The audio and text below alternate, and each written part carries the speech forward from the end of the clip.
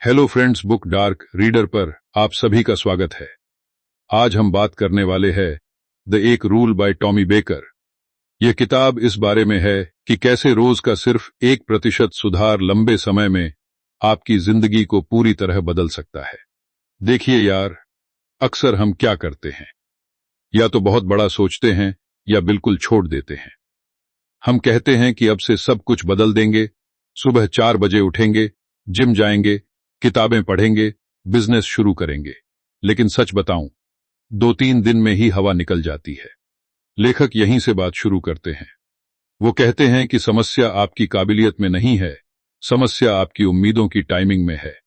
हम तुरंत रिजल्ट चाहते हैं, अभी, इसी हफ्ते, इसी महीने। लेकिन असली बदलाव ऐसे नहीं आता।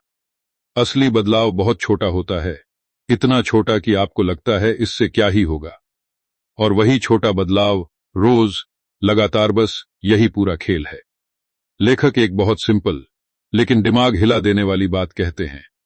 Success is the sum of small efforts repeated day in and day out.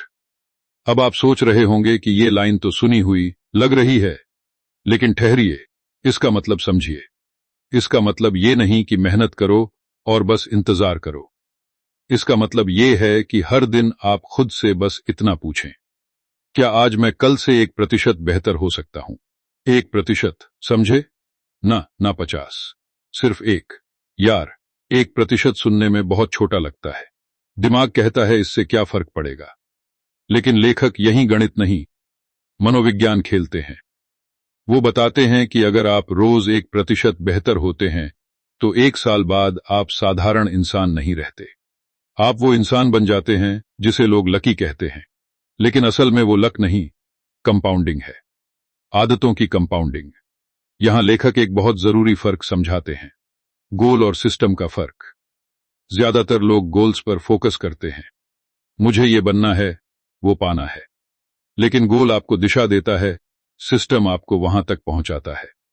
अगर सिस्टम ही खराब है तो गोल कितने भी बड़े क्यों न हो, आप थक कर बैठ जाएंगे।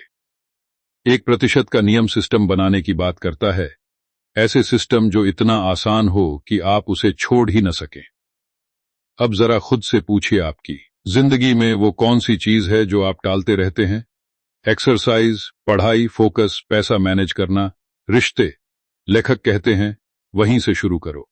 लेकिन शुरुआत को इतना छोटा कर दो कि आपका दिमाग बहाना ही न बना पाए। अगर जिम जाना भारी लगता है तो आज सिर्फ जूते पहन लो।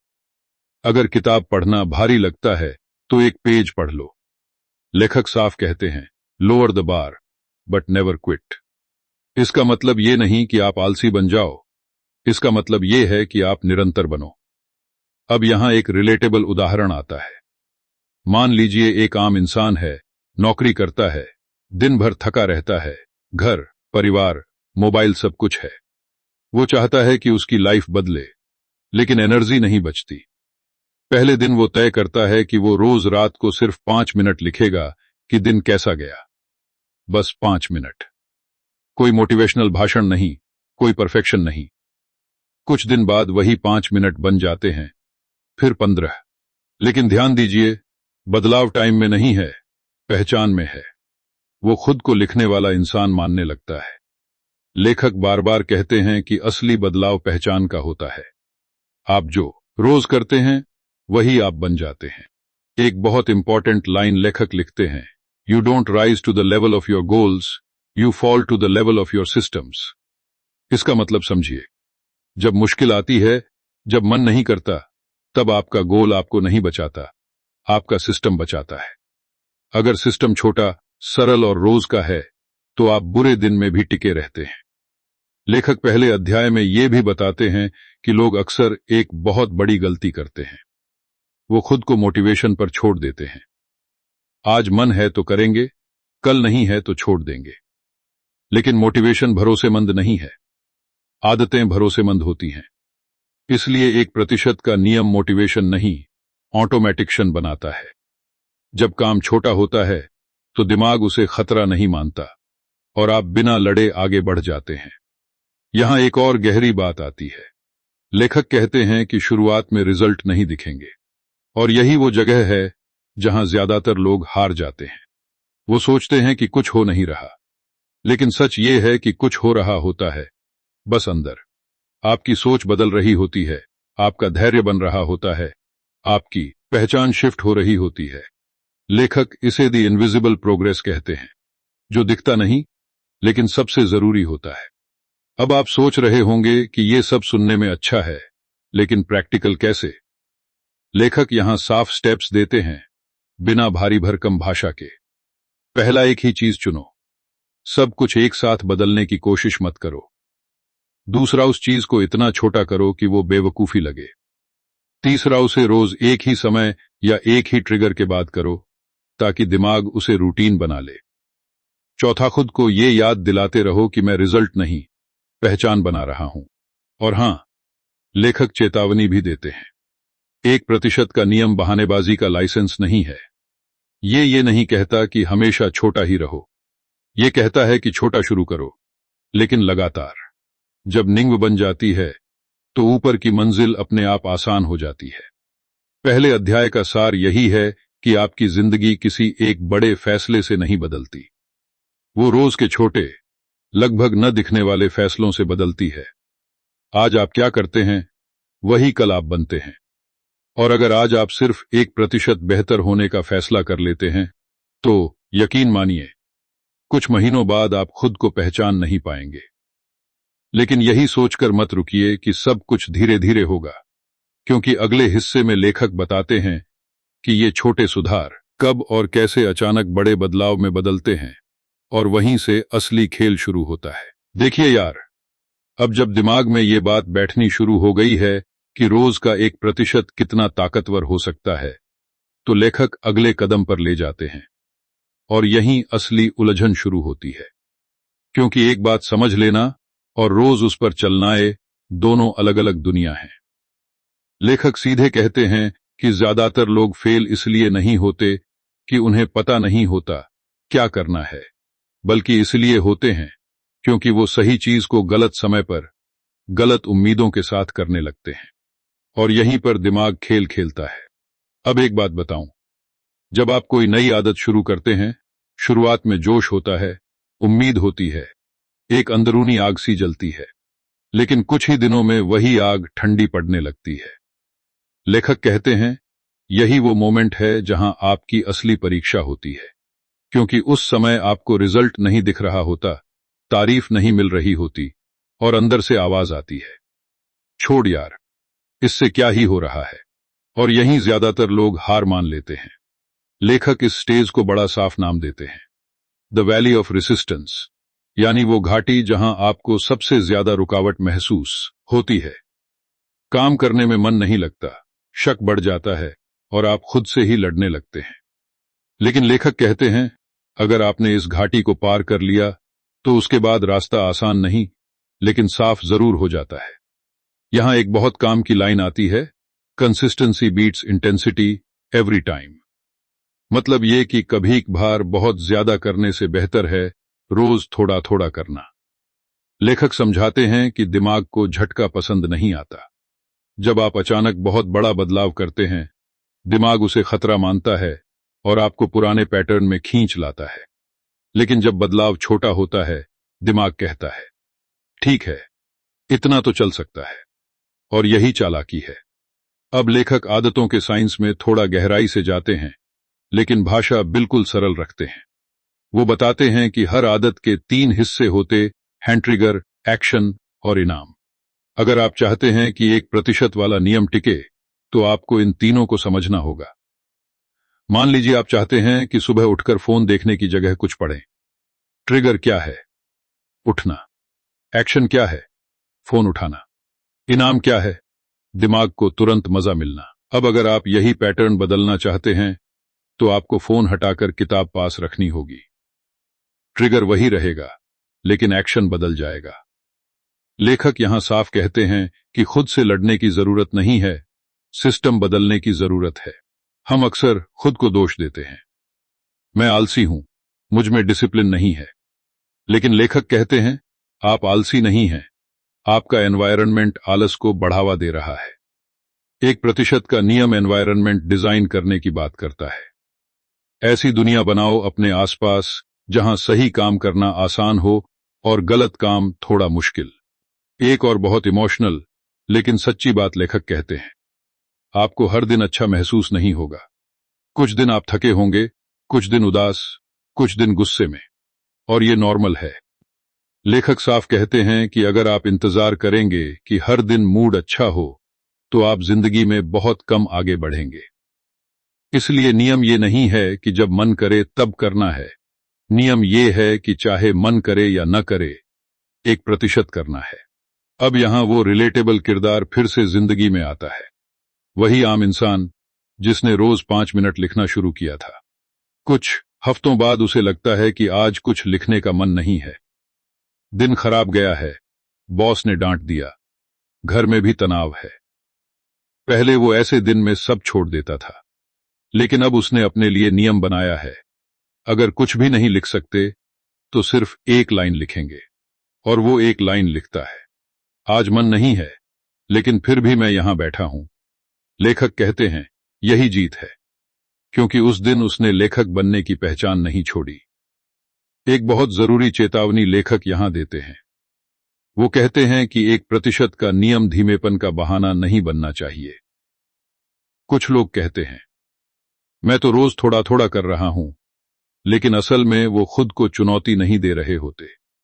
लेखक कहते हैं कि 1% का मतलब है कल से थोड़ा बेहतर। अगर हफ्तों तक कुछ बदल नहीं रहा तो शायद आप बहुत ज्यादा आराम में हैं। सिस्टम आरामदायक हो लेकिन जड़ नहीं होना चाहिए।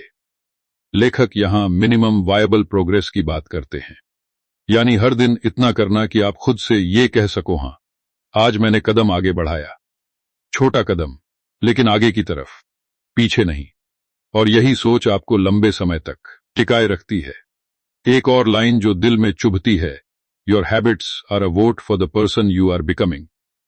हर बार जब आप सही आदत चुनते हैं, आप उस इंसान को वोट देते हैं जो आप बनना चाहते हैं। और हर बार जब आप छोड़ते हैं, आप पुराने इंसान को ताकत देते हैं। कोई एक वोट जिंदगी नहीं बदलता, लेकिन रोज का वोट पहचान बदल देता है। अब आप सोच रहे होंगे ठीक है, लेकिन अगर बीच में रुक गए तो? लेखक यहां बहुत इंसानी जवाब देते हैं। वो कहते हैं आप गिरेंगे, आप चूकेंगे, आप ब्रेक लेंगे, लेकिन नियम ये हैक के भी 2 दिन लगातार मत छोड़ो।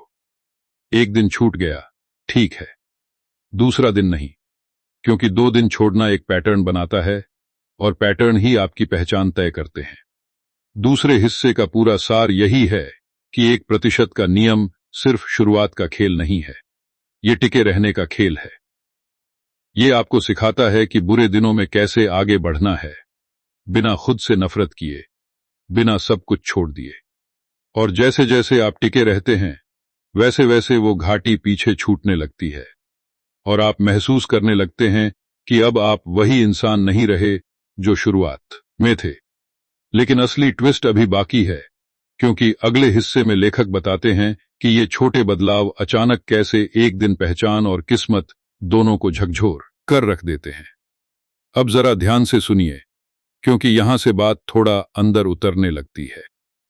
अब तक हमने समझ लिया कि छोटा शुरू करना क्यों जरूरी है और टिके रहना क्यों असली लड़ाई है। लेकिन लेखक अब एक ऐसा सवाल उठाते हैं जो अक्सर हम पूछने से डरते हैं। अगर मैं रोज कर रहा हूं, फिर भी जिंदगी में बड़ा फर्क क्यों नहीं दिख रहा? यार, ये सवाल हर उस इंसान के मन में आता है जो ईमानदारी से कोशिश कर रहा होता है। और यहीं पर ज्यादातर लोग या तो खुद को दोष देने लगते हैं या किस्मत को। लेखक बहुत साफ शब्दों में कहते हैं, समस्या ये नहीं है कि आप आगे नहीं बढ़ रहे, समस्या ये है कि आप गलत चीज को माप रहे हैं। हम रिजल्ट को देखते हैं, लेकिन प्रोसेस को नहीं। हम कहते हैं वजन कम क्यों नहीं हुआ, पैसा क्यों नहीं बढ़ा, पहचान क्यों नहीं बदली। लेकिन लेखक कहते हैं कि असली बदलाव हमेशा पहले अंदर होता है, बाहर बाद में दिखता है। और जो बाहर दिखता है वो अक्सर देरी से दिखता है। यहां वो एक बहुत ताकतवर कॉन्सेप्ट लाते हैं, लैग इफेक्ट। इसका मतलब ये है कि आपके आज के काम का असर आज नहीं, कल दिखेगा, और कल के काम का असर परसों। लेकिन दिक्कत यह है कि हम आज काम करते हैं और आज ही फल चाहते हैं। लेखक कहते हैं यही अधीरता 1% के नियम की सबसे बड़ी दुश्मन है। एक लाइन है जो यहां दिल में सीधी उतरती है, the work compounds quietly before it compounds loudly. मतलब ये कि मेहनत पहले चुपचाप जमा होती है और फिर एक दिन शोर मचाती है। लेकिन ज्यादातर लोग उस शोर से पहले ही मैदान छोड़ देते हैं।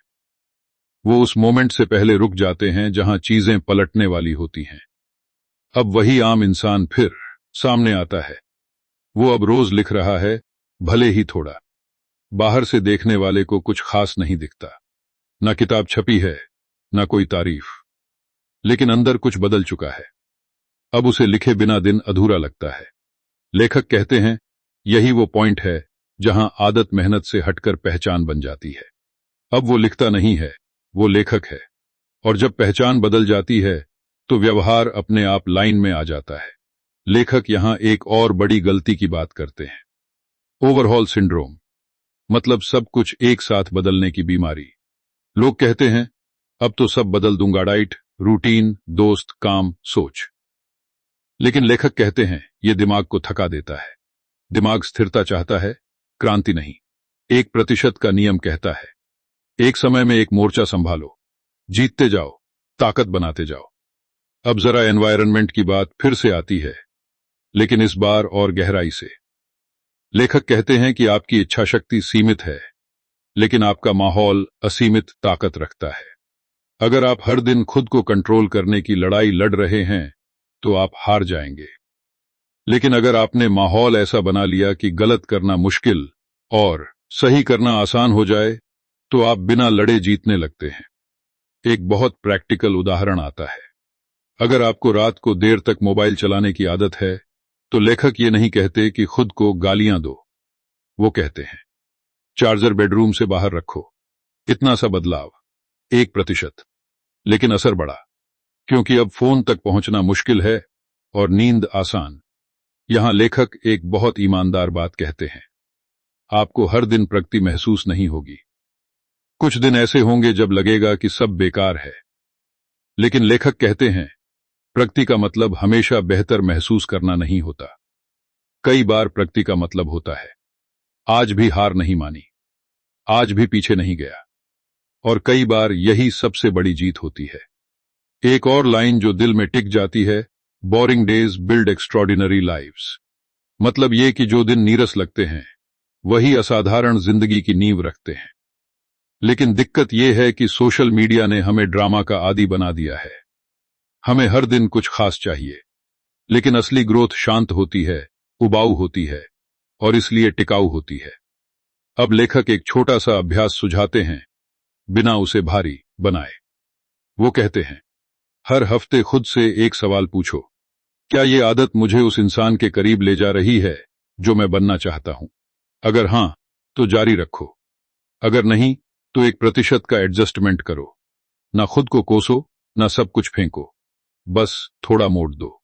और यहां एक बहुत इंसानी मोमेंट आता है। वही आम इंसान अब एक दिन पीछे देखता है। उसे एहसास होता है कि वो वही नहीं है जो कुछ महीने पहले था। बदलाव तेज नहीं था, लेकिन गहरा था। अब वो खुद पर ज्यादा भरोसा करता है, क्योंकि उसने खुद को ये सबूत दे दिया है कि वो रोज टिक सकता है। तीसरे हिस्से का दिल यही है। 1% का नियम आपको धैर्य सिखाता है। ये आपको सिखाता है कि शोर से पहले खामोशी को झेलना कैसे है। ये आपको वो ताकत देता है कि आप बिना तुरंत फल के भी काम करते रहो। और जब ये ताकत बन जाती है, तब लेखक अगले हिस्से में एक और बड़ा सवाल उठाते हैं।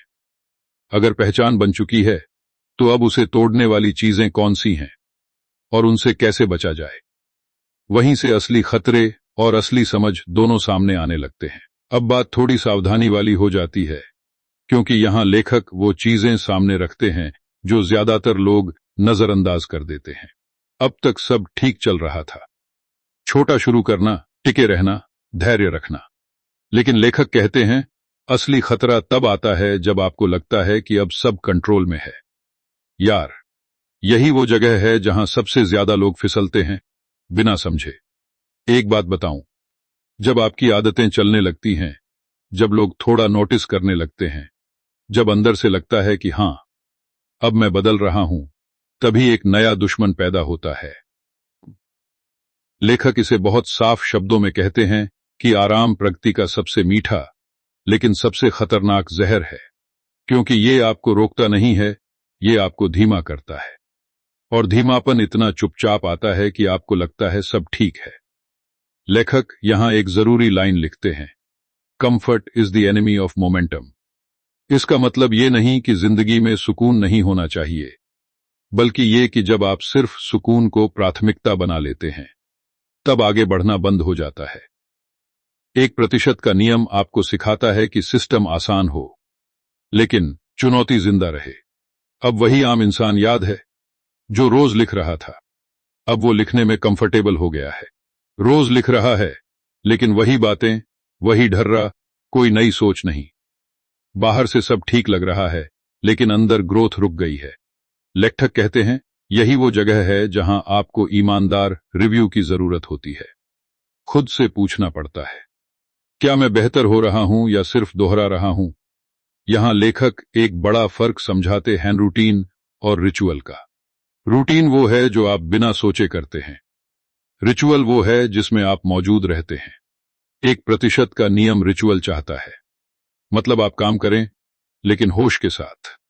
अगर आप बस टिक कर चल रहे हैं बिना ध्यान दिए, तो सिस्टम जिंदा है लेकिन आप नहीं बढ़ रहे।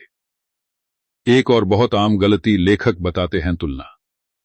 जब आप अपने छोटे सुधारों को दूसरों के बड़े नतीजों से तुलना करने लगते हैं, तब जहर फैलना शुरू होता है। सोशल मीडिया इस जहर को रोज खिलाता है। कोई आपसे आगे दिखता है, कोई ज्यादा कमा रहा है, कोई ज्यादा फिट लग रहा है।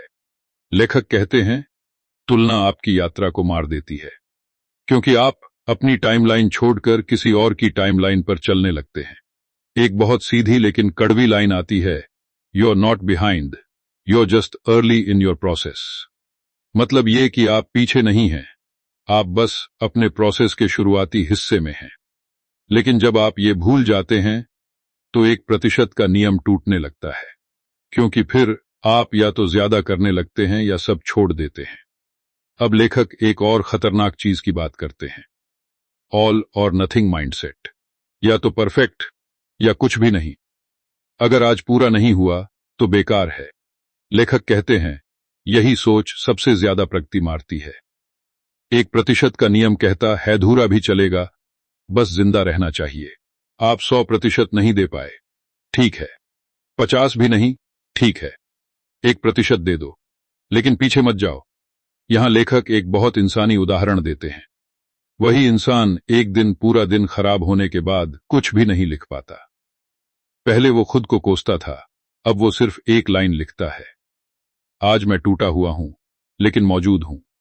लेखक कहते हैं, यही लाइन उसे ट्रैक पर रखती है, क्योंकि उसने पहचान नहीं छोड़ी। लेखक यहां प्लेटो की बात करते हैं, वो स्टेज जहां सब कुछ रुका रुका लगता है, ना गिरावट ना उछाल। और यही वो जगह है जहां लोग सोचते हैं कि अब ये तरीका काम नहीं कर रहा। लेकिन लेखक कहते हैं, प्लेटो असफलता नहीं है, ये तैयारी है। यहीं आपकी नींव मजबूत होती है, भले ही बाहर से कुछ दिखे नहीं। एक बहुत गहरी लाइन आती है, most people quit in the season of planting. लोग बोते हैं, लेकिन फसल के इंतजार में धैर्य नहीं रखते। 1% का नियम आपको सिखाता है कि बोना भी काम है, भले ही हाथ खाली दिखें। अब लेखक एक प्रैक्टिकल सुझाव देते हैं, बिना भारी बनाए। वो कहते हैं, हर कुछ हफ्तों में अपने सिस्टम को थोड़ा कठिन बनाओ। अगर आप रोज 5 मिनट कर रहे थे, तो अब 6। अगर एक पेज पढ़ रहे थे, तो 2। बहुत नहीं, बस थोड़ा, ताकि दिमाग जागा रहे और आराम हावी न हो। चौथे हिस्से का पूरा दिल यही है कि आगे बढ़ते हुए सबसे बड़ा खतरा थकान नहीं, आराम है। सबसे बड़ा दुश्मन असफलता नहीं, आत्मसंतोष है। और अगर आप इन खतरों को पहचान लेते हैं, तो 1% का नियम सिर्फ आपको शुरू और टिके रहना नहीं सिखाता, बल्कि आपको जिंदा, सजग और आगे बढ़ता हुआ रखता है। लेकिन अभी एक और सवाल बाकी है। अगर सिस्टम बन चुका है, पहचान बन चुकी है, तो फिर जीवन के बड़े झटके क्या करेंगे? अगले हिस्से में लेखक वहीं ले जाते हैं जहां असली परीक्षा होती है। अब यहां बात उस मोड़ पर आती है जहां जिंदगी सच में अपना असली चेहरा दिखाती है। अब तक हम आदतों, सिस्टम, पहचान, आराम और प्लेटो की बात कर चुके हैं। लेकिन लेखक कहते हैं, असली परीक्षा तब नहीं होती जब सब सामान्य चल रहा हो। असली परीक्षा तब होती है जब जिंदगी अचानक झटका देती है। बीमारी, नुकसान, रिश्तों की टूटन, नौकरी की अनिश्चितता, मन का भारी हो जाना, यार ये सब किसी न किसी दिन आता ही है। और यहीं पर 1% का नियम या तो आपकी ढाल बनता है या पूरी तरह टूट जाता है। एक बात ध्यान से समझिए। लेखक कहते हैं कि जिंदगी की सबसे बड़ी गलतफहमी ये है कि हम सोचते हैं पहले सब ठीक हो जाए, फिर मैं अपनी आदतों पर लौटूंगा। लेकिन सच ये है कि सब कभी पूरी तरह ठीक नहीं होता। हमेशा कुछ न कुछ अधूरा, टूटा या उलझा रहता है। इसलिए 1% का नियम ये नहीं कहता कि आप परफेक्ट हालत में काम करें। ये कहता है कि आप बिखरे हुए हालात में भी खुद को पूरी तरह खोने न दें। यहां लेखक एक बहुत स्ट्रांग लाइन लिखते हैं, hard times don't build character, they reveal it. मुश्किल समय आपका चरित्र बनाता नहीं, वो दिखाता है। और अगर आपने छोटे छोटे सिस्टम बनाए हैं, तो वही सिस्टम आपको उस समय पकड़ कर रखेंगे जब आपका मन, आपकी हिम्मत सब जवाब देने लगे। वही आम इंसान अब जिंदगी के एक ऐसे दौर से गुजरता है जहां सब गड़बड़ है। काम में प्रेशर है, घर में चिंता है, नींद ठीक नहीं है। पहले ऐसे समय में वो सब छोड़ देता था। लेकिन अब फर्क ये है कि वो खुद से एक ही सवाल पूछता है, आज का 1% क्या है? और जवाब बड़ा साधारण होता है, आज बस बैठकर 2 मिनट लिख लेना, बस इतना। और वो करता है। लेखक कहते हैं, यही 2 मिनट उसे पूरी तरह टूटने से बचा लेते हैं। लेखक यहां एक बहुत जरूरी फर्क बताते हैं, प्रगति और स्थिरता का। कुछ समय ऐसे होते हैं जब आप आगे नहीं बढ़ सकते, लेकिन पीछे जाने से खुद को बचा सकते हैं। और कई बार यही सबसे बड़ा काम होता है। 1% का नियम हर समय आगे बढ़ने का दबाव नहीं डालता। ये कहता है, अगर आगे नहीं जा सकते तो कम से कम टिके रहो। एक और बहुत इंसानी बात लेखक कहते हैं, खुद पर दया करना सीखो। हम में से ज्यादातर लोग खुद के सबसे सख्त जज होते हैं। थोड़ा चूके नहीं कि खुद को बेकार समझने लगते। लेकिन लेखक कहते हैं, अगर आप खुद से नफरत करके बेहतर बन पाते तो दुनिया में कोई भी दुखी इंसान न होता। 1% का नियम खुद से दोस्ती सिखाता है, दुश्मनी नहीं। यहां एक और गहरी लाइन आती है, सेल्फ कंपैशन फ्यूअल्स कंसिस्टेंसी। खुद पर करुणा निरंतरता को जिंदा रखती है। जब आप खुद को समझते हैं, तब आप छोड़ते नहीं हैं, तब आप गिरकर भी लौट आते हैं। अब लेखक ये भी साफ कहते हैं कि जीवन के बड़े झटकों में आपकी प्राथमिकताएं बदलेंगी। कुछ आदतें अस्थायी रूप से कम होंगी, कुछ रुक जाएंगी। और ये ठीक है। 1% का नियम कठोर नहीं है, ये लचीला है। ये आपको ये आजादी देता है कि आप हालात के हिसाब से खुद को ढाल सकें, बिना अपनी पहचान छोड़े। एक बहुत सुंदर उदाहरण आता है। वही इंसान अब पहले जितना नहीं लिख पा रहा, लेकिन वो रोज एक लाइन पढ़ता है जो उसे याद दिलाती है कि वो कौन है। लेखक कहते हैं, कभी भी एक लाइन भी पूरी किताब से ज्यादा ताकत देती है, अगर वो सही समय पर हो। लेखक यहां सीजन्स ऑफ लाइफ की बात करते हैं। हर मौसम में एक ही काम नहीं किया जा सकता। कभी बोने का मौसम होता है, कभी संभालने का, कभी काटने का। गलती यह है कि हम हर मौसम में खुद से वही उम्मीद रखते हैं। 1% का नियम आपको सिखाता है कि मौसम बदलने पर रणनीति बदलिए, पहचान नहीं। अब आप सोच रहे होंगे, तो क्या यह नियम हर हालात में काम करता है? लेखक ईमानदारी से कहते हैं, हां, लेकिन अलग अलग रूप में। कभी 1% आगे बढ़ना होगा, कभी 1% संभलना होगा, लेकिन दोनों ही प्रगति हैं। 5वें हिस्से का दिल यही है कि असली जीत हमेशा आगे बढ़ने में नहीं होती। कई बार असली जीत होती है खुद को पूरी तरह बिखरने से बचा लेना। 1% का नियम आपको सुपरहीरो नहीं बनाता, ये आपको इंसान बनाए रखता है। और जब आप इंसान बने रहते हैं, तब आप दोबारा उठ भी पाते हैं। अगले हिस्से में लेखक एक और गहरी परत खोलते हैं। जब आप लंबे समय तक इस नियम पर चलते हैं, तो आपकी सोच, आपके फैसले और आपकी जिंदगी की दिशा कैसे बदलने लगती है। वहीं से असली ट्रांसफॉर्मेशन साफ दिखने लगता है। अब लेखक बात को एक ऐसे लेवल पर ले आते हैं जहां आप महसूस करने लगते हैं कि बदलाव सिर्फ आदतों तक सीमित नहीं रहा। कुछ महीनों या सालों तक जब आप 1% के नियम पर चलते रहते हैं तो धीरे धीरे आपकी सोच बदलने लगती है। और यार, सोच बदलना सबसे गहरा बदलाव होता है, क्योंकि सोच बदली तो फैसले बदलते हैं, और फैसले बदले तो पूरी दिशा बदल जाती है। लेखक कहते हैं कि शुरुआत में आप 1% का इस्तेमाल खुद को बेहतर बनाने के लिए करते हैं, लेकिन समय के साथ वही नियम आपका फिल्टर बन जाता है। फिल्टर मतलब आप हर चीज को उसी नजर से देखने लगते हैं। आप अचानक ये पूछने लगते हैं कि क्या ये चीज मुझे बेहतर बना रही है या मुझे पीछे खींच रही है। लोग, आदतें, काम, यहां तक कि सोच भी, जो पहले नजरअंदाज हो जाता था, अब वो साफ दिखने लगता है। एक बहुत सटीक लाइन यहां आती है, What you do daily teaches you what you deserve।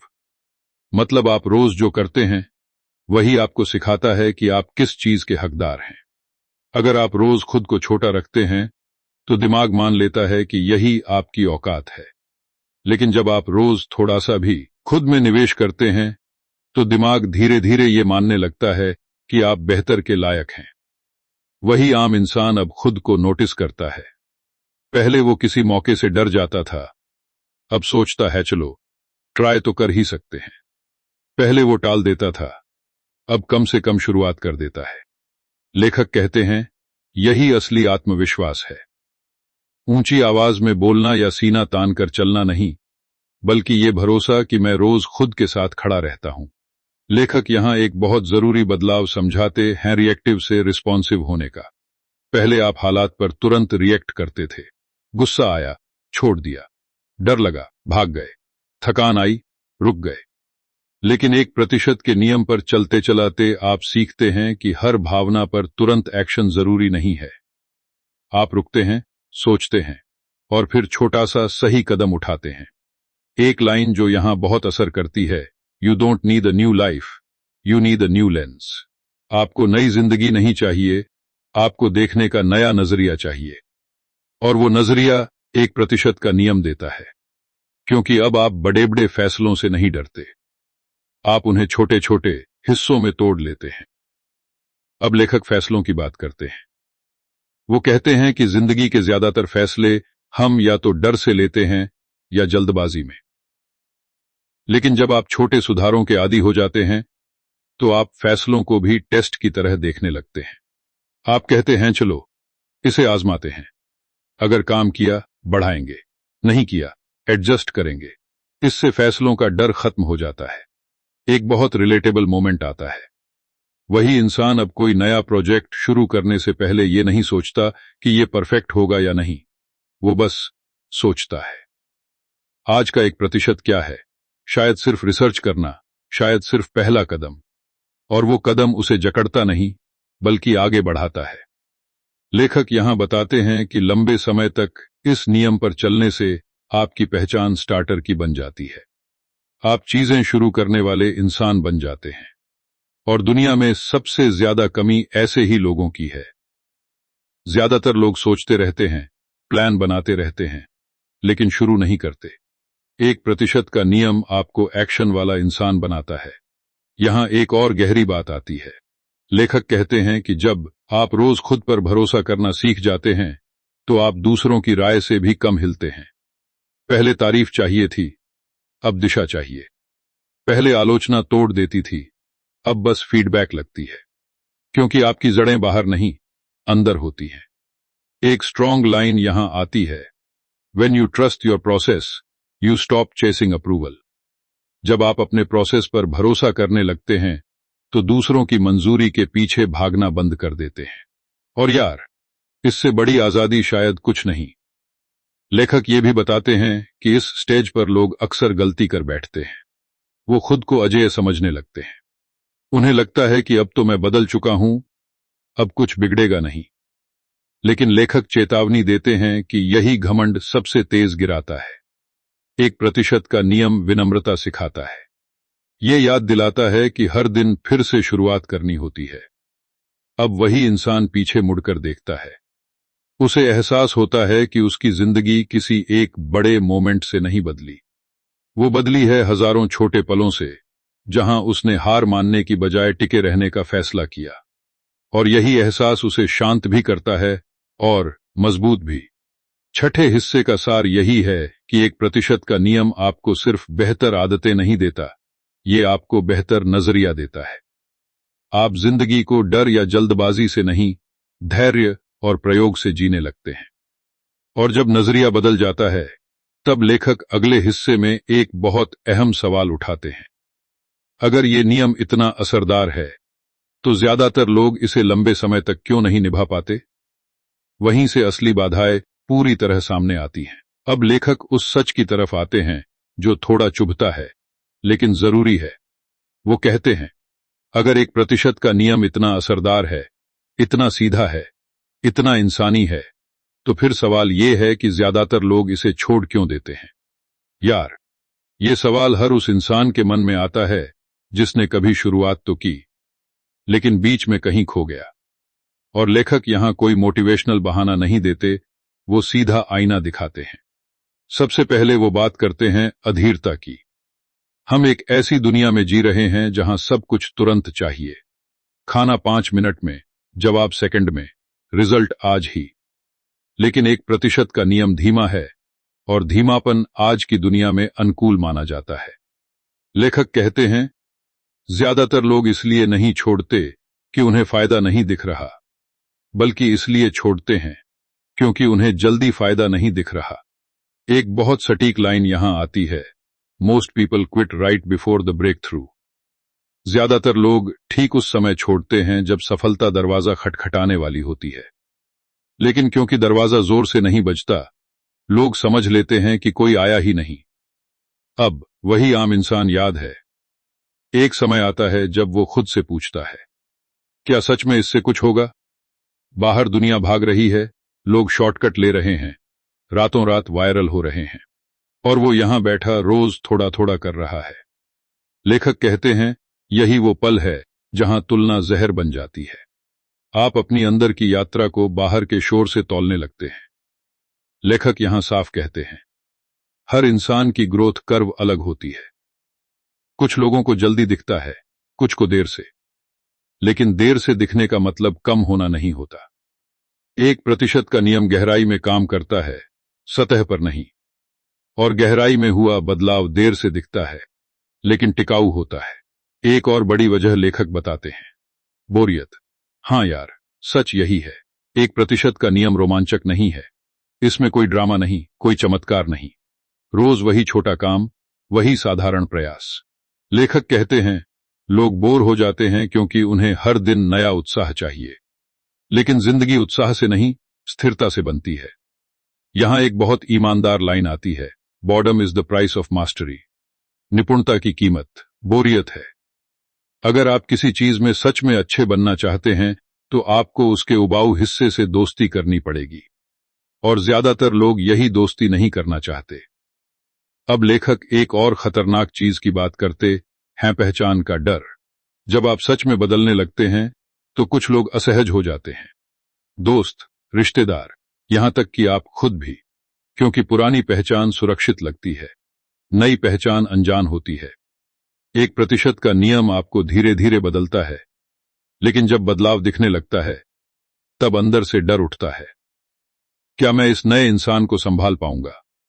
वही इंसान अब महसूस करता है कि कुछ पुराने रिश्ते फिट नहीं बैठ रहे, कुछ आदतें अब खटकने लगी हैं, और ये असुविधाजनक है।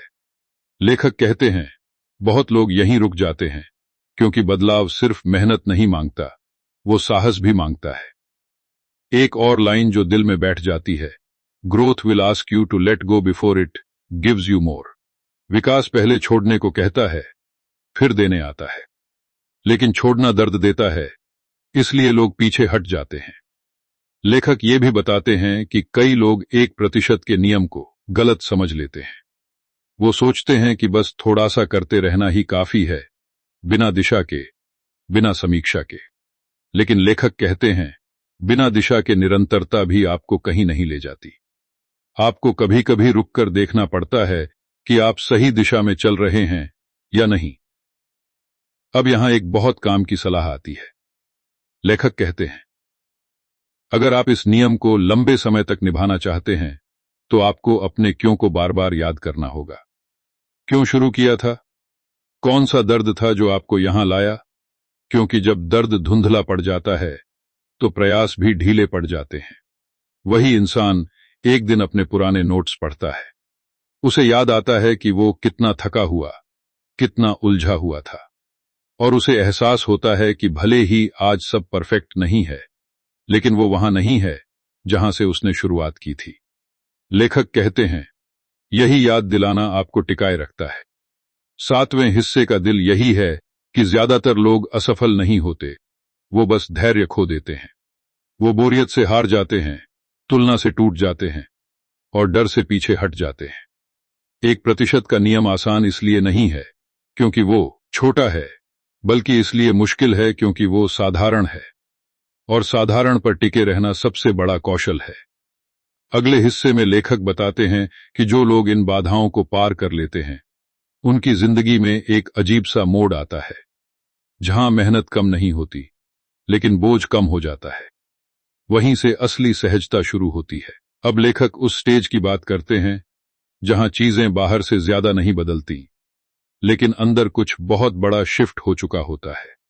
वो कहते हैं कि अगर आप 1% के नियम पर काफी समय तक टिके रहते हैं तो एक दिन आप अचानक ये महसूस करते हैं कि अब सब कुछ उतना भारी नहीं लगता। काम वही है, जिम्मेदारियां वही हैं, मुश्किलें भी वही हैं, लेकिन बोझ कम हो जाता है।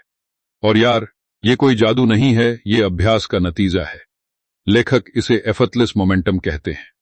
मतलब मेहनत खत्म नहीं होती, लेकिन संघर्ष कम हो जाता है। पहले हर काम लड़ाई लगता था, खुद से, समय से, मन से। अब वही काम एक फ्लो में होने लगता है, क्योंकि आपने अपने दिमाग को सिखा दिया है कि रोज आगे बढ़ना नॉर्मल है। अब रुकना अजीब लगता है, चलना नहीं। एक बहुत सुंदर लाइन यहां आती है, What once required discipline now requires identity। जो काम पहले जबरदस्ती करना पड़ता था, अब वो आपकी पहचान बन चुका है। और पहचान को निभाने के लिए ज्यादा जोर नहीं लगाना पड़ता। आप सोचते नहीं कि आज करूं या नहीं, आप बस करते हैं। जैसे सांस लेना। वही आम इंसान अब खुद को पकड़ता है। वो देखता है कि वो बिना ज्यादा सोचे बैठ जाता है, लिखने लगता है, पढ़ने लगता है, या जो भी उसकी आदत है। पहले ये सब निर्णय थे, अब ये स्वभाव हैं। लेखक कहते हैं, यही वो जगह है जहां लोग बाहर से कहते हैं, यार तुम तो बहुत डिसिप्लिन्ड हो, लेकिन अंदर से वो इंसान जानता है कि ये डिसिप्लिन नहीं, ये सिस्टम है। लेखक यहां एक गहरी बात कहते हैं, जब चीजें आसान लगने लगती हैं तब आपको डरने की जरूरत नहीं होती कि आप ढीले पड़ रहे हैं। आसान लगना इस बात का संकेत है कि आपका नर्वस सिस्टम अब उस काम से लड़ नहीं रहा, वो उसे स्वीकार कर चुका है। और जब दिमाग लड़ना छोड़ देता है तब आप ज्यादा दूर तक जा पाते हैं। लेकिन लेखक यहां एक चेतावनी भी देते हैं। वो कहते हैं कि इस स्टेज पर एक नया भ्रम पैदा होता है कि अब तो सब अपने आप हो जाएगा, और यहीं अगर आप सजग नहीं रहे तो पुरानी आदतें चुपचाप लौटने लगती हैं। इसलिए 1% का नियम यहां भी लागू रहता है। फर्क बस इतना है कि अब 1% का मतलब है जागरूक रहना। एक बहुत सटीक लाइन आती है, ease is a reward not a signal to stop. आसानी इनाम है, रुकने का इशारा नहीं। आपको सिस्टम बनाए रखना है, भले ही वो हल्का लगे, क्योंकि जो चीजें आपने मेहनत से बनाई हैं वो लापरवाही से टूटती हैं। अब वही इंसान देखता है कि कुछ दिन वो आदत से हट जाता है, लेकिन फर्क ये है कि अब वो खोता नहीं है, वो जल्दी वापस आ जाता है। लेखक कहते हैं, यही मैच्योरिटी है। पहले गिरना मतलब खत्म, अब गिरना मतलब ठीक है, वापस चलते हैं। लेखक यहां एक बहुत जरूरी बदलाव की बात करते हैं, खुद को साबित करने से खुद को व्यक्त करने का। पहले आप ये साबित करना चाहते थे कि आप बदल रहे हैं, अब आप बस वो बनकर जी रहे हैं जो आप बन चुके हैं। बाहर दिखे या न दिखे, फर्क नहीं पड़ता, और यहीं से भीतर की शांति आती है। एक लाइन जो बहुत गहराई से चुभती है, peace comes when progress becomes private. शांति तब आती है जब प्रगति निजी हो जाती है। जब आप दूसरों को दिखाने के लिए नहीं, खुद के लिए आगे बढ़ते हैं। अब लेखक बताते हैं कि इस स्टेज पर लोग अक्सर कम लेकिन बेहतर चुनते हैं, क्योंकि उन्हें समझ आ जाता है कि हर चीज जरूरी नहीं है, हर मौके पर कूदना जरूरी नहीं। 1% का नियम आपको फोकस सिखाता है। आप जानते हैं कि कौन सी चीज आपको आगे ले जाती है और कौन सी बस ध्यान भटकाती है। वही इंसान अब अपनी जिंदगी में खाली जगह देखता है। पहले हर पल भरा हुआ था, चिंता से, शोर से, तुलना से। अब कुछ जगहें खाली हैं, और वो खालीपन डरावना नहीं है, सुकून देता है। लेखक कहते हैं, यही वो जगह है जहां क्रिएटिविटी और स्पष्टता जन्म लेती है। एक और लाइन यहां दिल में बैठती है, clarity is the by product of consistent action. स्पष्टता सोचने से नहीं, करने से आती है। जब आप रोज छोटे कदम उठाते हैं तो दिमाग अपने आप साफ होने लगता है। 8वें हिस्से का दिल यही है कि 1% का नियम आपको तेज नहीं बनाता, ये आपको स्थिर बनाता है। और स्थिर इंसान ही लंबे समय तक आगे बढ़ता है। जब मेहनत हल्की लगने लगे, जब शोर कम हो जाए, जब आप बिना दिखावे के अपने रास्ते पर चल रहे हों, तब समझ लीजिए कि आप सही दिशा में हैं। लेकिन कहानी यहीं खत्म नहीं होती, क्योंकि अगले हिस्से में लेखक बताते हैं कि इस स्थिरता को बनाए रखने के लिए आपको किस तरह अपनी जिंदगी के बड़े फैसलों को भी इसी नियम से जोड़ना होता है। वहीं से नियम आदतों से निकलकर जीवन दर्शन बन जाता है। अब यहां लेखक एक बहुत दिलचस्प मोड़ लेते हैं। अब तक 1% का नियम आपकी रोजमर्रा की आदतों में था, काम, सोच, व्यवहार। लेकिन अब वो कहते हैं कि अगर आप सच में इसे अपनी जिंदगी का हिस्सा बना चुके हैं, तो ये नियम सिर्फ छोटी चीजों तक सीमित नहीं रहता, ये आपके बड़े फैसलों में भी घुस जाता है। और यार, बड़े फैसले ही तो असल में जिंदगी की दिशा तय करते हैं। लेखक कहते हैं कि ज्यादातर लोग बड़े फैसले 2 तरह से लेते हैं, या तो डर में या फिर जोश में। डर में इसलिए कि कहीं कुछ गलत न हो जाए, और जोश में इसलिए कि सब कुछ अभी बदल देना है। लेकिन 1% का नियम इन दोनों से अलग रास्ता दिखाता है। ये कहता है, बड़े फैसलों को भी छोटे प्रयोगों में तोड़ दो। एक बहुत सटीक लाइन यहां आती है, don't commit to outcomes, commit to experiments. मतलब नतीजों से शादी मत करो, प्रयोगों से वादा करो।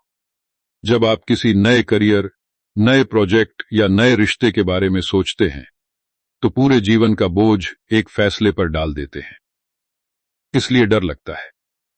लेकिन जब आप उसे एक छोटे प्रयोग की तरह देखते हैं, तो डर कम हो जाता है। वही आम इंसान अब किसी नए मौके के बारे में सोच रहा है।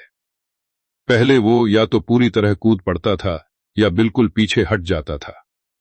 अब वो खुद से पूछता है, इस दिशा में आज का 1% क्या हो सकता है? शायद सिर्फ जानकारी जुटाना, शायद किसी से बात करना, शायद एक छोटा सा कदम। और वो कदम उसे बांधता नहीं, बल्कि रास्ता दिखाता है। लेखक यहां एक बहुत गहरी बात कहते हैं, आपको हर बड़ा फैसला स्थायी नहीं बनाना है। जिंदगी स्थायी फैसलों से नहीं, समायोजन से बनती है। 1% का नियम आपको लचीलापन सिखाता है। अगर कुछ फिट नहीं बैठ रहा, तो आप उसे छोड़ने को असफलता नहीं मानते, आप उसे डेटा मानते हैं। एक लाइन जो बहुत सुकून देती है, quitting the wrong thing is progress. गलत चीज छोड़ना भी प्रगति है। लेकिन हम छोड़ने को हार मान लेते हैं, इसलिए गलत रास्ते पर टिके रहते हैं। 1% का नियम आपको सही समय पर मुड़ना सिखाता है। अब लेखक रिश्तों की बात करते हैं, बहुत नरमी से। वो कहते हैं कि रिश्ते भी एक दिन में नहीं बनते, और एक दिन में टूटने नहीं चाहिए। 1% का नियम यहां भी लागू होता है। रोज थोड़ा सुनना, थोड़ा समझना, थोड़ा समय देना। और जब रिश्ते बिगड़ते हैं, तो 1% का मतलब होता है एक ईमानदार बातचीत, एक छोटा सुधार। वही इंसान अब महसूस करता है कि वो रिश्तों में भी रिएक्ट नहीं करता। वो जवाब देने से पहले रुकता है, सोचता है। और कई बार यही 1% रुकना पूरे रिश्ते को बचा लेता है। लेखक यहां करियर की बात करते हैं। वो कहते हैं कि लोग सोचते हैं कि करियर एक सीधी लाइन है, पढ़ाई, नौकरी, प्रमोशन। लेकिन असल में करियर एक प्रयोगशाला है। आप सीखते हैं, आजमाते हैं, बदलते हैं। 1% का नियम आपको ये आजादी देता है कि आप धीरे धीरे खुद के लिए सही जगह ढूंढ सकें। एक और लाइन जो बहुत गहराई से उतरती है, you don't need certainty, you need direction. आपको पक्के जवाब नहीं चाहिए, आपको दिशा चाहिए। और दिशा छोटे कदमों से मिलती है, बड़े दावों से नहीं। अब लेखक फैसलों के एक और पहलू पर आते हैं, डर। वो कहते हैं कि डर कभी पूरी तरह नहीं जाता, लेकिन जब आप छोटे कदम उठाते रहते हैं तो डर आपके आगे चलता है, आपके ऊपर नहीं। आप डर के साथ चलना सीख लेते हैं। वही इंसान अब पीछे देखता है, उसे एहसास होता है कि उसकी जिंदगी के बड़े मोड़ किसी एक दिन के बड़े फैसले से नहीं आए। वो आए हैं उन दिनों से जब उसने छोटे छोटे फैसले सही दिशा में लिए, भले ही पूरी तस्वीर साफ न थी। 9वें हिस्से का दिल यही है कि 1% का नियम आपको सही फैसला नहीं देता, ये आपको फैसला लेने की ताकत देता है। ये आपको सिखाता है कि जिंदगी कोई परीक्षा नहीं है जिसमें एक ही सही उत्तर हो। ये एक यात्रा है जिसमें आप चलते चलते रास्ता बनाते हैं। और जब आप इस नजरिए से जीने लगते हैं, तब लेखक अगले हिस्से में एक और परत खोलते हैं। जब आप बदलते हैं तो आपकी दुनिया कैसे बदलने लगती है। वहीं से बाहर की दुनिया और अंदर की दुनिया का रिश्ता साफ होने लगता है। अब लेखक उस बदलाव की बात करते हैं जो धीरे धीरे आपके बाहर की दुनिया में दिखने लगता है। अब तक सारा फोकस अंदर था, आदतें, सोच, फैसले।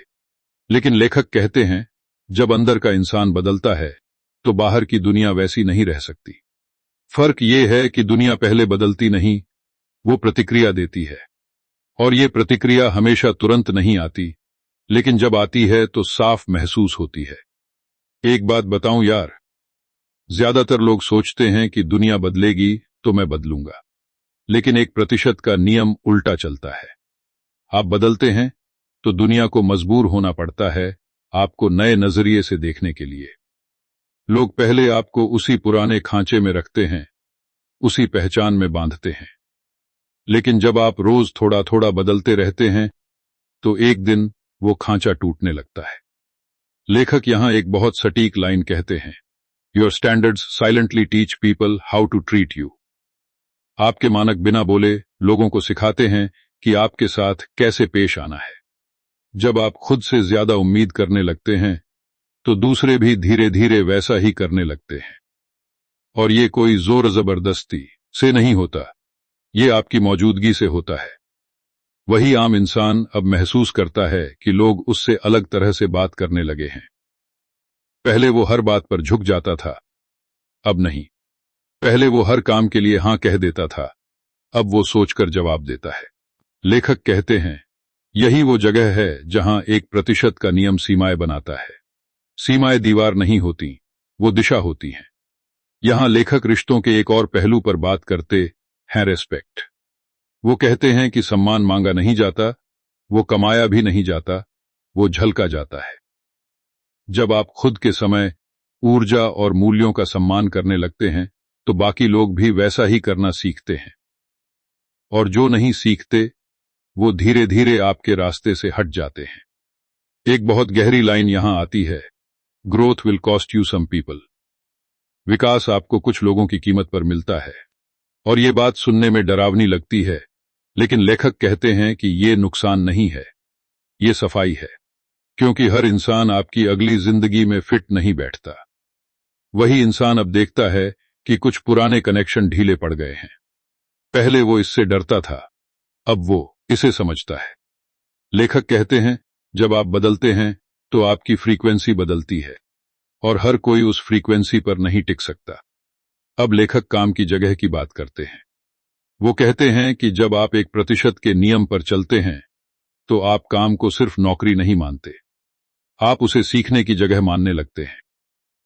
हर दिन थोड़ा बेहतर करने की सोच आपको अलग बनाती है, बिना दिखावे के, बिना शोर के। एक लाइन जो यहां बहुत असर करती है, people notice consistency before they notice talent. लोग पहले आपकी निरंतरता देखते हैं, आपकी प्रतिभा बाद में। और यही वजह है कि 1% का नियम धीरे धीरे भरोसा बनाता है। भरोसा कि आप जो शुरू करते हैं उसे छोड़ते नहीं, वही इंसान अब किसी मीटिंग में बोलता है तो लोग सुनते हैं, पहले नहीं सुनते थे। फर्क ये नहीं है कि उसकी आवाज बदल गई है, फर्क ये है कि उसकी उपस्थिति बदल गई है। लेखक कहते हैं, यही वो बदलाव है जो आप माप नहीं सकते, लेकिन महसूस जरूर कर सकते हैं। अब लेखक एक बहुत नाजुक बात करते हैं, अहंकार। वो कहते हैं कि जब बाहर से सराहना मिलने लगती है, तब अंदर का अहंकार सिर उठाने लगता है। और अगर आप सावधान नहीं रहे, तो वही अहंकार आपकी नींव खोखली कर देता है। इसलिए 1% का नियम यहां भी याद दिलाता है, वापस बेसिक्स पर लौटो। रोज के छोटे काम, रोज की विनम्रता। एक लाइन जो चेतावनी जैसी लगती है, praise is a test not a reward. तारीफ इनाम नहीं है, परीक्षा है। और जो इस परीक्षा में फेल हो जाता है, वो अपनी ही बनाई सीढ़ी से गिर जाता है। वही इंसान अब खुद को याद दिलाता है कि उसने ये सब किसी तालियों के लिए शुरू नहीं किया था। उसने शुरू किया था क्योंकि वो अंदर से थक चुका था, और यही याद उसे जमीन से जोड़े रखती है। 10वें हिस्से का दिल यही है कि जब आप बदलते हैं, तो दुनिया भी बदलती है, लेकिन आपके हिसाब से नहीं, अपने हिसाब से। कुछ लोग पास आते हैं, कुछ दूर जाते हैं, कुछ मौके खुलते हैं, कुछ बंद होते हैं, और ये सब 1% के नियम का ही विस्तार है। क्योंकि अब ये नियम सिर्फ आपकी आदतों में नहीं, आपके रिश्तों, काम और पहचान में भी बह रहा है। अगले हिस्से में लेखक एक और गहरा सवाल उठाते हैं, जब बाहर की दुनिया बदल रही हो, तो अंदर की स्थिरता कैसे बनाए रखें। वहीं से संतुलन की असली समझ शुरू होती है। अब लेखक एक ऐसे सवाल पर आते हैं जो बहुत शांत है, लेकिन बहुत भारी भी है। जब बाहर की दुनिया बदलने लगती है, जब लोग, मौके, हालात अलग दिखने लगते हैं, तब अंदर की स्थिरता कैसे बची रहे। यार, यही वो जगह है जहां बहुत लोग खो जाते हैं। बाहर सब ठीक लग रहा होता है, लेकिन अंदर कुछ हिलने लगता है। और लेखक कहते हैं, अगर आपने इस मोड़ को नहीं समझा, तो जो बनाया है वही आपको अस्थिर भी कर सकता है। लेखक बहुत साफ कहते हैं कि बाहरी बदलाव अगर अंदर की जड़ों से तेज हो जाए, तो इंसान डगमगा जाता है। इसलिए 1% का नियम यहां और ज्यादा अंदरूनी हो जाता है। अब ये सिर्फ करने का नियम नहीं रहता, ये होने का नियम बन जाता है। आप क्या कर रहे हैं, उससे ज्यादा जरूरी हो जाता है कि आप कैसे इंसान बने रह रहे हैं। एक बहुत गहरी लाइन यहां आती है, stability comes from who you are, not what you achieve. स्थिरता आपकी उपलब्धियों से नहीं, आपकी पहचान से आती है। अगर आपकी पहचान सिर्फ नतीजों से जुड़ी है, तो हर उतार चढ़ाव आपको हिला देगा। लेकिन अगर आपकी पहचान आपके सिस्टम, आपके मूल्यों और आपके रोज के प्रयासों से जुड़ी है, तो बाहर कुछ भी हो, अंदर आप टिके रहते हैं। वही आम इंसान अब खुद को पकड़ता है। पहले वो तारीफ से उठ जाता था और आलोचना से टूट जाता था। अब फर्क ये है कि वो दोनों को सुनता है, लेकिन उनमें रहता नहीं है। लेख कहते हैं, यही भावनात्मक संतुलन है। ना ज्यादा ऊंचाई, ना ज्यादा गिरावट, बस एक स्थिर जमीन। लेखक यहां भावनाओं की बात करते हैं, बहुत ईमानदारी से। वो कहते हैं कि 1% का नियम भावनाओं को दबाने की बात नहीं करता। गुस्सा आएगा, डर आएगा, उदासी आएगी। फर्क बस इतना है कि अब आप उन भावनाओं से अपनी पहचान नहीं बनाते। आप कहते हैं, आज मैं उदास हूं, ये नहीं कि मैं उदास इंसान हूं।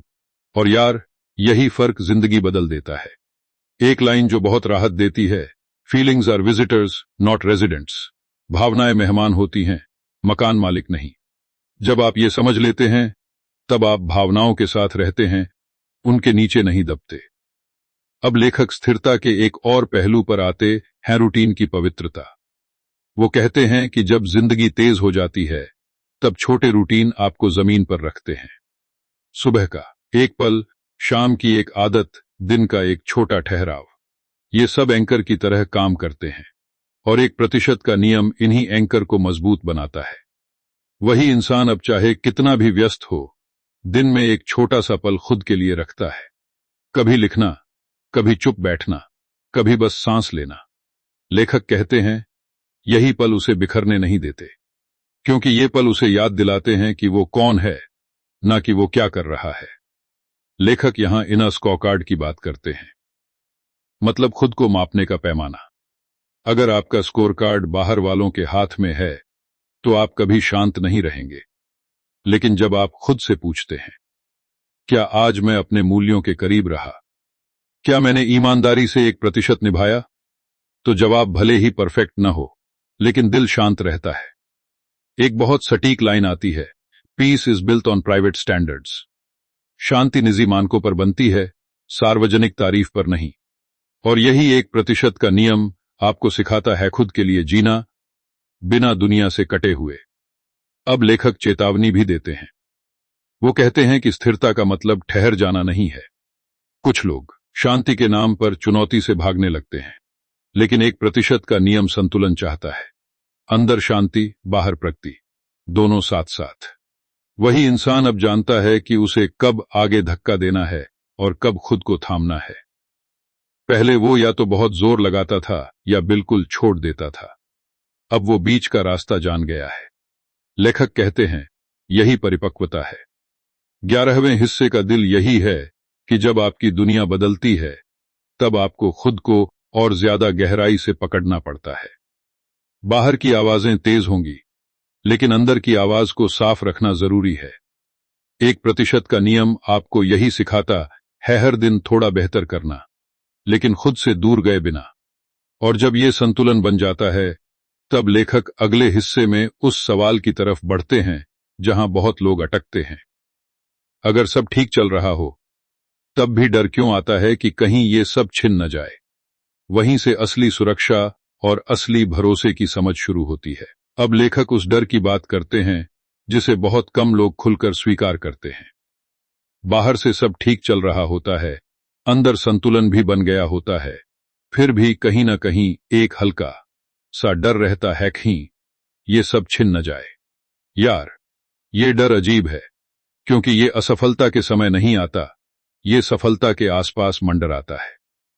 और लेखक कहते हैं, अगर आपने इस डर को समझा नहीं, तो यही डर आपकी शांति को धीरे धीरे खा जाएगा। लेखक बहुत ईमानदारी से कहते हैं कि इंसान को सबसे ज्यादा डर गिरने का नहीं होता, बल्कि उस ऊंचाई से गिरने का होता है जहां पहुंचने में उसने बहुत समय लगाया है। इसलिए जब चीजें ठीक चलने लगती हैं, तब दिमाग खतरे ढूंढने लगता है। 1% का नियम यहां भी काम आता है, लेकिन इस बार बाहर नहीं, अंदर। एक बहुत गहरी लाइन यहां आती है, the fear of loss grows when your identity is attached to outcomes. जब आपकी पहचान नतीजों से जुड़ जाती है, तब खोने का डर बढ़ जाता है। अगर आप खुद को अपने काम, अपनी सफलता, अपनी छवि से बांध लेते हैं, तो हर दिन डर के साथ जीते हैं। लेकिन अगर आपकी पहचान उस प्रक्रिया से जुड़ी है जिसे आप रोज निभाते हैं, तो डर कम हो जाता है। वही आम इंसान अब महसूस करता है कि कभी कभी उसे भी लगता है, अगर ये रूटीन टूट गया तो, अगर ये स्थिरता चली गई तो। लेखक कहते हैं, यही वो जगह है जहां आपको फिर से बेसिक्स पर लौटना होता है। खुद को याद दिलाना होता है कि जो बनाया है वो किसी एक परिस्थिति की देन नहीं है, बल्कि रोज के छोटे फैसलों की देन है। और छोटे फैसले आपके हाथ में रहते हैं। लेखक यहां कंट्रोल वर्सेस ट्रस्ट की बात करते हैं। हम सब कुछ कंट्रोल करना चाहते हैं, भविष्य, रिजल्ट, लोगों की राय। लेकिन 1% का नियम कंट्रोल नहीं, भरोसा सिखाता है। भरोसा इस बात पर कि अगर आपने रोज सही दिशा में छोटा कदम उठाना सीख लिया है, तो आप हालात बदलने पर भी खुद को संभाल सकते हैं। एक लाइन जो बहुत सुकून देती है, you don't need to protect the future, you need to practise the present. आपको भविष्य की रखवाली नहीं करनी है, आपको वर्तमान का अभ्यास करना है। जब आप आज का 1% ठीक से निभाते हैं, तो कल अपने आप संभल जाता है। अब लेखक डर के एक और रूप की बात करते हैं, पीछे लौट जाने का डर, कि कहीं मैं फिर वही पुराना इंसान न बन जाऊं। लेखक कहते हैं, ये डर भी स्वाभाविक है, लेकिन फर्क ये है कि अब आपके पास सबूत है। आपने खुद को बदलते देखा है, आपने टिके रहना सीखा है। और जो इंसान एक बार ये सीख लेता है, वो पूरी तरह पीछे नहीं जाता। वही इंसान अब खुद से कह पाता है, शायद मैं फिर गिरूं, लेकिन मैं फिर उठ भी जाऊंगा। और यार, यही भरोसा सबसे बड़ी ताकत है, क्योंकि अब आप अपने आप से नहीं डरते। लेखक यहां एक बहुत जरूरी अभ्यास की बात करते हैं, बिना उसे औपचारिक बनाए। वो कहते हैं, हर बार जब डर आए खुद से पूछो आज का 1% क्या है जो मैं कंट्रोल कर सकता हूं। डर भविष्य में रहता है, 1% वर्तमान में, और वर्तमान में लिया गया छोटा कदम डर को कमजोर कर देता है। एक और लाइन जो दिल में टिक जाती है, कॉन्फिडेंस इसेंट सर्टेनिटी, इट्स रिजिलियंस। आत्मविश्वास पक्के जवाब नहीं है। आत्मविश्वास ये भरोसा है कि चाहे जो हो आप संभाल लेंगे। और 1% का नियम यही भरोसा रोज रोज बनाता है। लेखक ये भी बताते हैं कि कुछ लोग डर से बचने के लिए खुद को व्यस्त रखते हैं, काम, शोर, भागदौड़। लेकिन 1% का नियम आपको डर से भागने नहीं देता, वो आपको डर के साथ बैठना सिखाता है। क्योंकि जो डर देख लिया जाए वो आधा खत्म हो जाता है। वही इंसान अब डर को दुश्मन नहीं मानता, वो उसे संकेत मानता है कि कुछ उसके लिए मायने रखता है, और वो उस मायने वाली चीज को बचाने के लिए और ज्यादा सजग हो जाता है, बिना घबराए। 12वें हिस्से का दिल यही है कि जब जिंदगी स्थिर होने लगती है तब नया डर पैदा होता है, खो देने का डर। लेकिन 1% का नियम आपको ये याद दिलाता है कि आपने जो बनाया है वो आपकी रोज की प्रैक्टिस से बना है, और वही प्रैक्टिस आपको आगे भी बचाएगी। जब ये भरोसा अंदर बैठ जाता है तब लेखक अगले हिस्से में एक बहुत सुंदर मोड़ लेते हैं। वो बताते हैं कि असली सुरक्षा बाहर नहीं, बल्कि इस भरोसे में है कि आप खुद के साथ खड़े रह सकते हैं, चाहे कुछ भी हो। अब लेखक उस जगह पर ले आते हैं जहां डर धीरे धीरे भरोसे में बदलने लगता है। बाहर की सुरक्षा, प्लान, बैकअप, ये सब अपनी जगह ठीक हैं, लेकिन लेखक कहते हैं कि असली सुरक्षा कहीं और से आती है। वो आती है इस एहसास से कि चाहे कुछ भी हो जाए आप खुद के साथ खड़े रह सकते हैं। और यार, ये एहसास एक दिन में नहीं आता, ये रोज के 1% से बनता है। लेखक बहुत शांति से कहते हैं कि ज्यादातर लोग सुरक्षा बाहर ढूंढते हैं, पैसे में, रिश्तों में, पद में, पहचान में। लेकिन बाहर की हर चीज अस्थायी है, आज है, कल बदल सकती है। इसलिए जब आप अपनी सुरक्षा बाहर रखते हैं तो डर हमेशा बना रहता है। 1% का नियम आपको सुरक्षा को अंदर शिफ्ट करना सिखाता है, अंदर, जहां आपके फैसले, आपकी आदतें और आपकी प्रतिक्रिया होती है। एक बहुत गहरी लाइन यहां आती है, true security is knowing you can rebuild.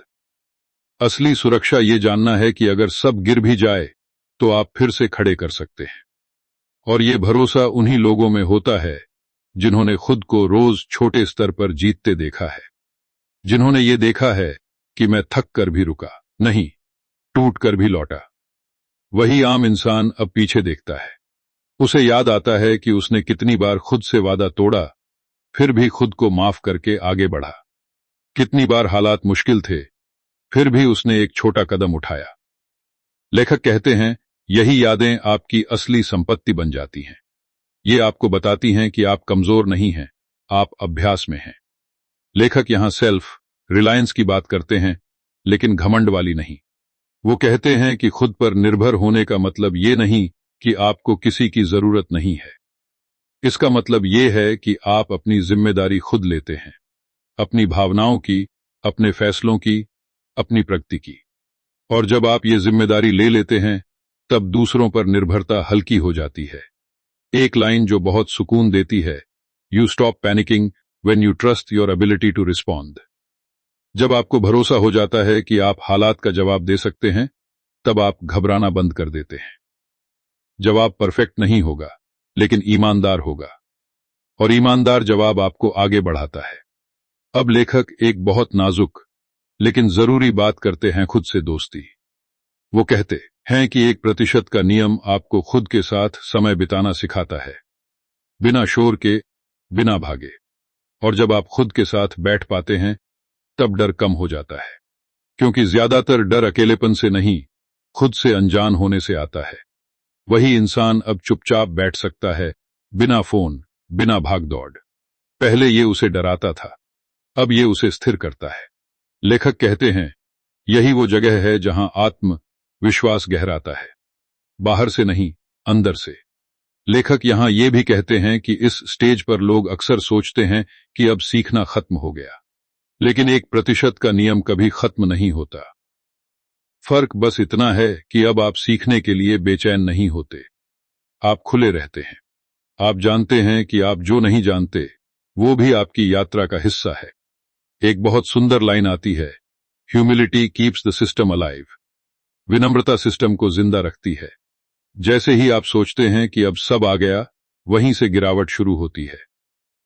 1% का नियम आपको हर दिन नौसिखिया बनाए रखता है, सीखने को तैयार, सुधारने को तैयार। वही इंसान अब दूसरों की मदद भी अलग तरह से करता है। पहले सलाह देता था, अब उदाहरण बनता है, बिना जोर दिए, बिना उपदेश दिए। लेखक कहते हैं यही असली प्रभाव है, जब आपकी जिंदगी खुद बोलने लगे। 13वें हिस्से का दिल यही है कि असली सुरक्षा किसी गारंटी में नहीं होती, वो इस भरोसे में होती है कि आप खुद को संभाल सकते हैं, खुद को फिर से बना सकते हैं। और जब ये भरोसा अंदर बैठ जाता है, तब जीवन हल्का लगने लगता है।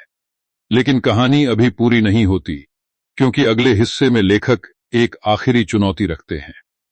जब आप इतने बदल चुके हों, तो उस बदलाव को कैसे टिकाए रखें, बिना उसे बोझ बनाए।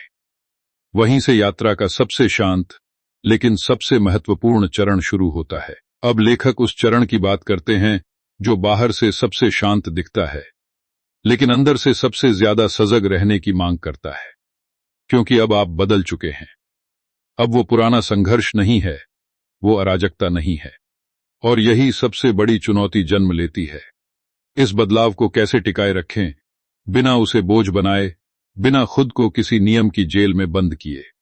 लेखक बहुत साफ कहते हैं कि ज्यादातर लोग दो चरम सीमाओं में फंस जाते हैं। एक तरफ वो लोग हैं जो बदलाव के बाद ढीले पड़ जाते हैं, अब तो सब ठीक है।